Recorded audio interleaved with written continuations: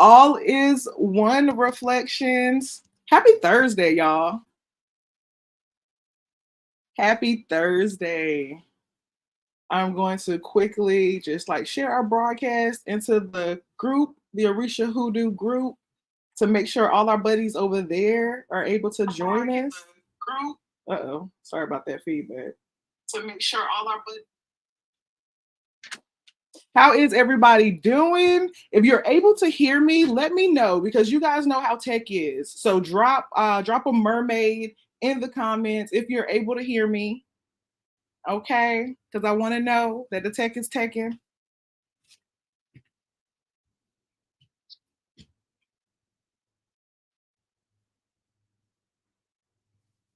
Mission accomplished. All right, I did get it shared into the group. So all attention here. Hey, you guys. Thank you for tuning in, whether you are on Facebook or YouTube. Yes, so the tech is working because I'm seeing some mermaids. All is one, you guys. All right. So, in case you do not know, if this is your first time catching one of my live broadcasts, I am the granddaughter of Johnny. I'm the great granddaughter of Hetty. I'm the great great granddaughter of Maggie. And I'm the great great great granddaughter of Matilda. But in these Arisha Hoodoo streets, you can feel free to call me Ajay Ayegbe. And I'm also an entrepreneur and a corporate consultant. So that's why I'm super happy to be able to celebrate national, through the whole country, National Black Business Month with you guys. So, what better way to do that than to sprinkle a little bit of magic on our businesses, on our Black businesses, right? So, that's what we're here for. Okay, so before I forget, before we get too much into our conversation, go ahead and subscribe to the YouTube channel, okay? So, if you are on Facebook, drop it in there for somebody or share it with them on Facebook. But we want you to subscribe to the YouTube channel so that you are updated with everything that is going on with my godmother. Okay. So you also want to follow us on Facebook. So if you're not in the Arisha Hoodoo Facebook group, get in there. And also follow me on Facebook at Brandy A. Mac. All right. You can learn more about the amazing stuff that we have going on by hopping over to learnarishahoodoo.com. So do that. Okay. That's where you can catch all of the upcoming classes, see previous classes, and also check out what staff members have going on. Okay. All right. And lastly, probably like the more fun thing, make sure you use the comment feature. Ask questions, talk to me. Even if I don't see it in live time, I'm going to go back and look at the comments before we get off. So use the comment section, okay? And I know we're talking specifically about, business owners or aspiring business owners. So if you are either one of those, if you currently have a business, if you're thinking about starting a business, if you got a side hustle, whatever entrepreneurship looks like for you, go ahead and drop what state you're coming from in the comments. I want to know where Black businesses are, where Black businesses are coming from, what hubs are starting to develop out there in the world. You know what I mean? And in the nation, because this is a national celebration. So I want to know where you're at. So drop it for me in the comments. All right. And hopefully I'm able to see the comments over. I see them. All right, we got Florida in the building. Thank you. Thank you. You guys know I'm in North Carolina. If you didn't know, a majority of or a lot of our Arisha Hoodoo things happen in Atlanta. So that already lets you see how far spread, how wide, we have impact as Black entrepreneurs and that there is a network out there for us, okay? That we don't have to be in this thing by ourselves, right? Okay, so you may be wondering, like, well, why are you talking about business? Why is it always one of those things that comes up for you, Brandy? Well, it's because I've been around business for forever.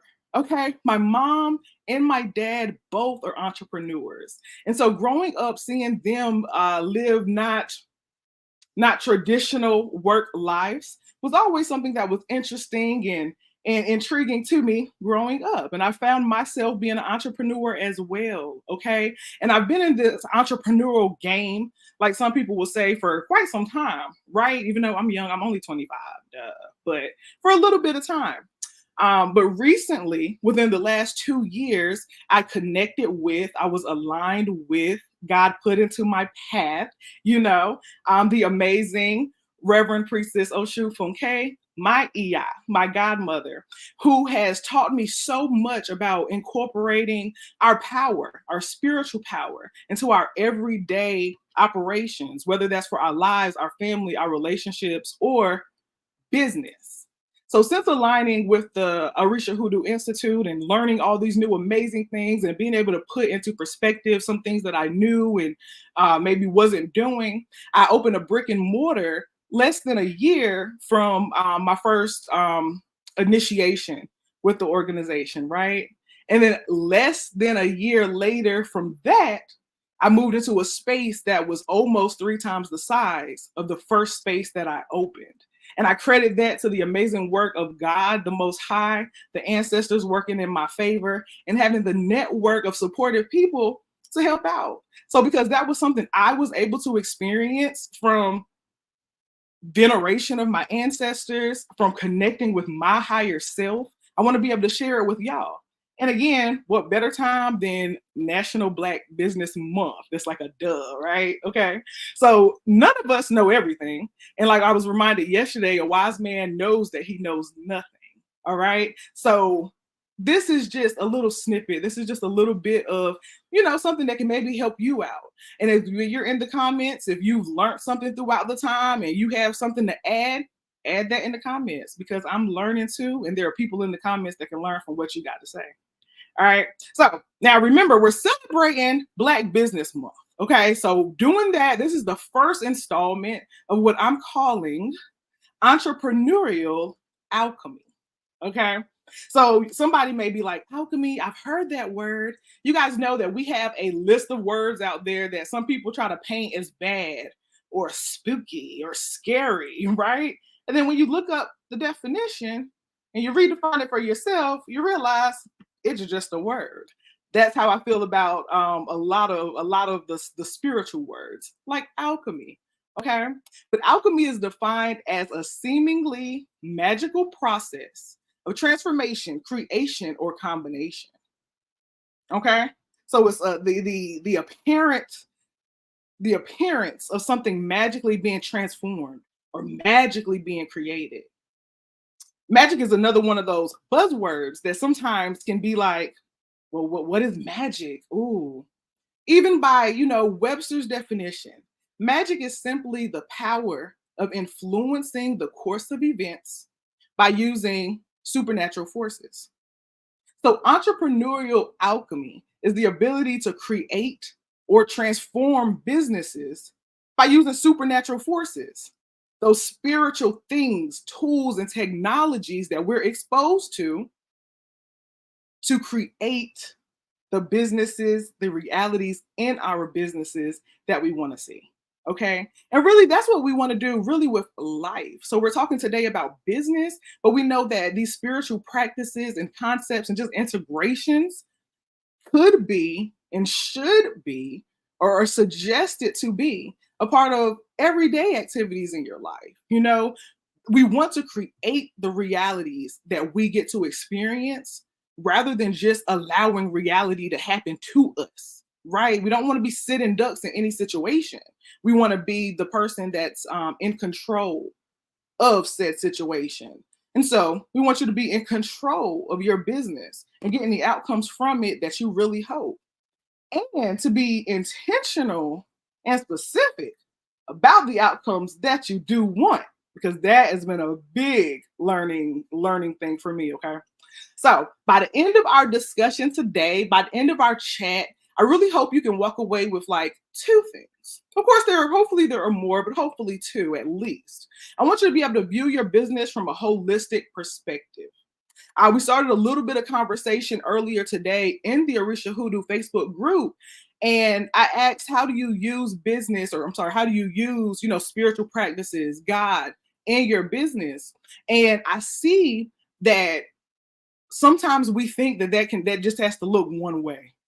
And it doesn't. It doesn't have to look one way. Like it's a holistic, all things work together right? So we want to make sure we're looking at it from a holistic lens. And then also, I want you to understand why it's important to integrate spiritual principles into everyday business. Like we're talking about it, but why is it important, right? So those are going to be the two takeaways. So the why can really be multi-layered, but again, this is a two-part series, and this is our first installment. So the purpose of this first installment is to lay the groundwork of understanding of why we're together, right? But then to also give you the basic tools that you need so that the mundane stuff is taken care of, and then we can work on business blessings and things of that sort when we meet again, and we can talk more about the how to do those things. But today I really want to talk about the why. um Business entrepreneurship is not for everybody. We talk about that often, you hear that, but it is a vehicle for economic independence. And that's why I'm passionate about it. If you follow me on any platform, you know that I speak, I scream, I yell about hood change. And hood change is an acronym, and it means helping others open doors by cultivating humanity and negotiating greater experiences. Right? And so we believe that, we are God's elect out here designated to do what God wants us to do on this earth. Then we should be negotiating greater experiences for those that we come across, right? I don't want my child to have to get it out the mud. I want to negotiate a greater experience for them so they can experience, live, feel more than the last, right? And that's the same thing. Even when we talk about business, you want to have the best vendors. You want to have the best clients. You know what I mean? We want to negotiate greater experiences even for ourselves. So to be able to do that, we have to be in control of our situations, like we said earlier. So economic dependence is one of those things that is necessary and mandatory for us to be able to move freely like we want to. I think economic independence directly, opposes government dependence. And we don't want the system to dictate to us what we have to do, and we want to be in a position to regulate that for ourselves. I love democracy, and I love getting into debates about democracy, right? But what I love about it is the flexibility, the autonomy almost for the people to act on the people's behalf. And I think we forget that so much. We see people waiting for the system to give them what they think they deserve. We see people waiting for reparations. We see people waiting for a stimulus check. You know what I mean? And that leaves us as sitting ducks, like we mentioned earlier. We want to be in we want to be the movers and the shakers. And to do that, you got to have something, right? We want to be able to provide housing, education, healthcare, and food at the bare minimum to our communities. When I say our communities, I sincerely mean our communities. I am all for the empowerment of Black folks, and this is National Black Business Month, and I'm always going to work to progress the culture from which I come from. But when I say the community needs to stand up for itself, I'm talking about Black, white, brown, green, yellow, and everything in between, because we are all interconnected and we're all affected by these policies. You know what I mean? So we really have the opportunity as American citizens, right, to reshape some things. And let's make sure that we're doing that. We're being intentional about doing it, right? Even we talk so much about gentrification, but gentrification is one of those buzzwords, like we mentioned earlier, that can be used in many different contexts. But certain things have to happen. And these updates, these renovations, and even these rent hikes are going to continue to happen, guys. So I don't want us to be in a position that we are complaining about gentrification when we could be in the position to offer affordable housing to our brothers and sisters, right? So we know that, again, entrepreneurship isn't for everybody. Everybody's not meant to be a business owner. And if everybody was a business owner, who in the world would have worked the businesses, right? Everybody has a place and a role to play. But good business owners can and should become good bosses, you know? So even for the person that is not running, starting, managing a business, there is still loads and tons of benefit for you as the entrepreneur to see forth your vision, because in turn you help them. That's something I can be transparent. If you guys caught one of my testimony Tuesdays, you know that when you come into these spaces, whether you're on my Facebook page or the OHI YouTube, this is a safe space, right? And so one of the biggest motivators for me initially in business was to be able to be a good boss, was to be able to hire folks, was to be able to put money into the households and families of other people. That just seemed so that was the need at the time.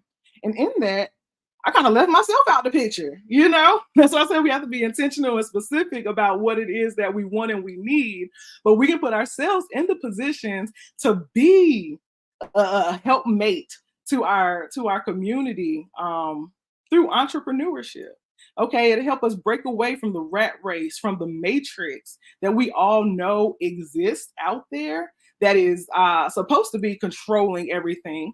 But again, if we can call our own shots, if we're not dependent on any other systems, right, then it has a lot less of a stronghold on us and the things that we're doing. All right.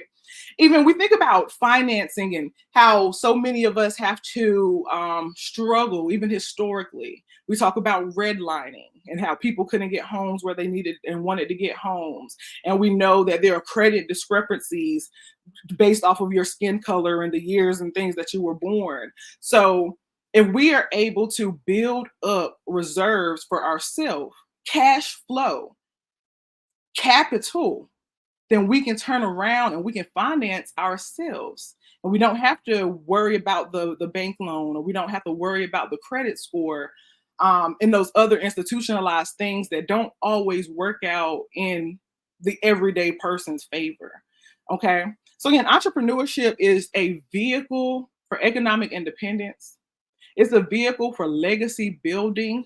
You want to have something to leave, something for the next generation to inherit, to pick up and keep running with. Again, they don't have to get it out the mud, you know, if we're able to leave them some steps to step on, and then they can continue to grow it, right? And we think about everything from a spiritual perspective because we know everything is holistic. And men and African traditional practices, African traditional religions, we talk a lot about the idea of reincarnation.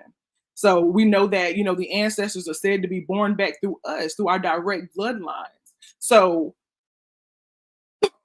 excuse me, we want them to be able to come back and flourish, right? And again, continue to build upon what was left and not start all the way over every single time. Okay. So, yeah, entrepreneurship, it helps not only you and your family, but it helps the tribe as well. So it extends past the immediate family, right? And we see it go to the tribe. And as a community-based people, we know how important that is.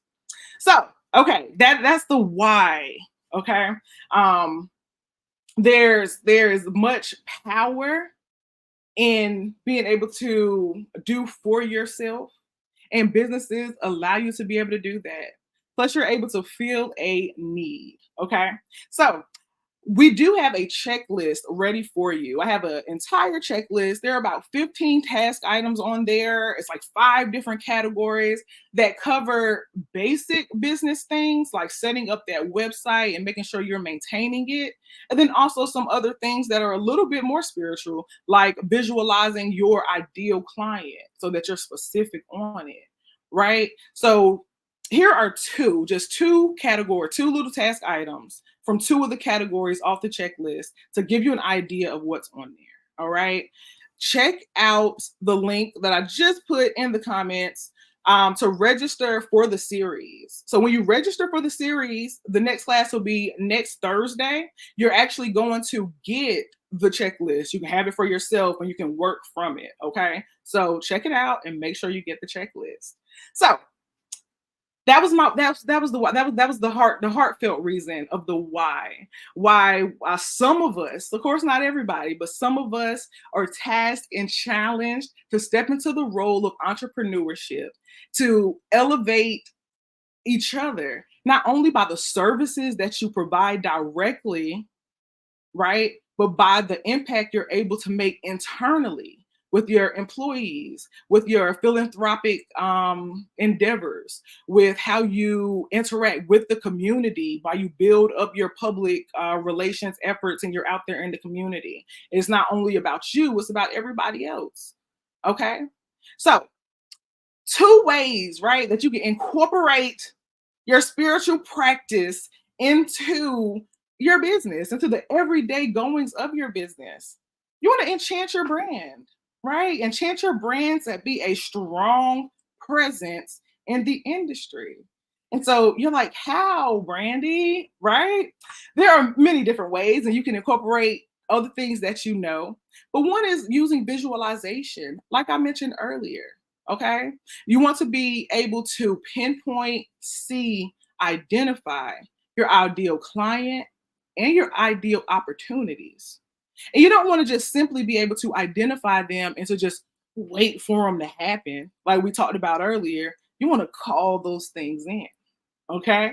And so visualization is a super powerful tool that you can use to get crystal clear about who you want to serve and how you want to serve them. Yeah. All right. Even when you're thinking about enchanting your brand, this can go down to something as small or as big, actually, because your logo is huge, but something like your logo.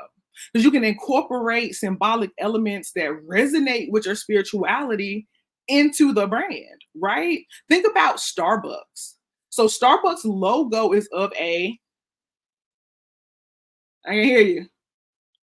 What is it? It's a mermaid. Some say she is a siren. Some even argue that she may be Yael Shun, right? Well, we know it's okay, right? She's the mermaid. Mermaids represent prosperity and abundance and the flow of currency. And I think Starbucks is a pretty affluent, opulent brand, right? You think about Nike. Nike actually, the sign from Nike comes from the Greek goddess Nike. Nike, however you say it, for the Greek goddess's name, right?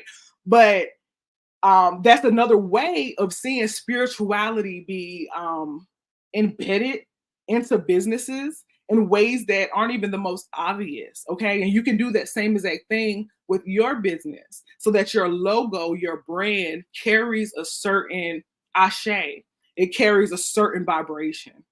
All right. All right. And the second one, something else off of that checklist, but something else that you can do is to, and actually hold that thought, you guys.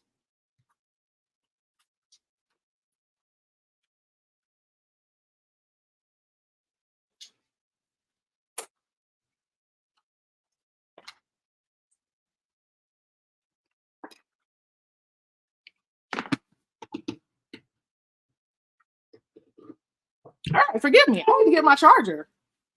You would have thought I would have had that. Okay. So we talked about different ways that you can enhance your brand, but you also need to make sure you have some defenses put up in your brand. Okay. And this is the same again, like we know with your family. You want to make sure your family is always protected. Your love life, you want to make sure it's always protected. We think about protecting our money. People protect their money all the time, but we don't always remember to protect our businesses. Okay. So you want to make sure you establish a routine, something that you do regularly, whether it's the first of every month, the 15th of every month, the top of every season, however you find it best for you. You want to set up a routine to make sure you are spiritually protected. This could look like going through your office and actually smudging, cleansing that thing out. This could look like sound baths with you and your staff. This could look like holy water.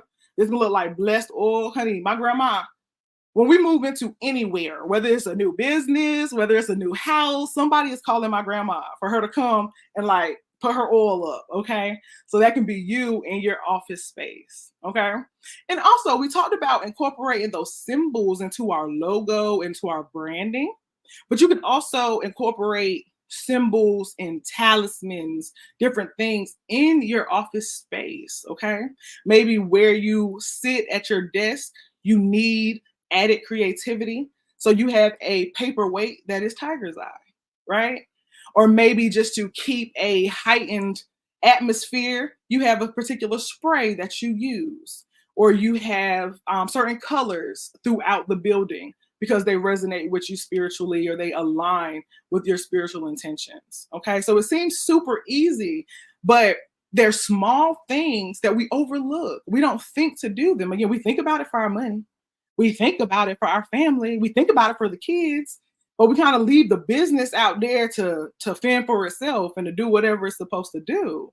But again, if we're going to be alchemists, if we're going to be entrepreneurial alchemists, we're going to create the realities that we want to see in the business. We're not just going to wait for them to happen. Okay. All right. That was it, you guys. Okay. I thoroughly enjoyed chatting it up with you. Let me know. Yes. Somebody said we create the circumstances in business as entrepreneurs. Like we definitely do, for sure. For sure. All right, you guys, be sure to check out the link in the comments so that you can register for part 2 of the series as we dive deep into blessing our businesses. So between now and then, I want you to think about one specific goal you want to see in your business before the end of 2024. So this is August. It's going to be August 22nd when we do the class. What do you want to see happen before December 31st, 2024? All right. And we're going to use that as we build up everything into the next segment. Okay. Find me on those platforms that I said. Thank you so much, Iya. I'm super glad you were able to hop in here. And I look forward to seeing you guys soon. Get the checklist.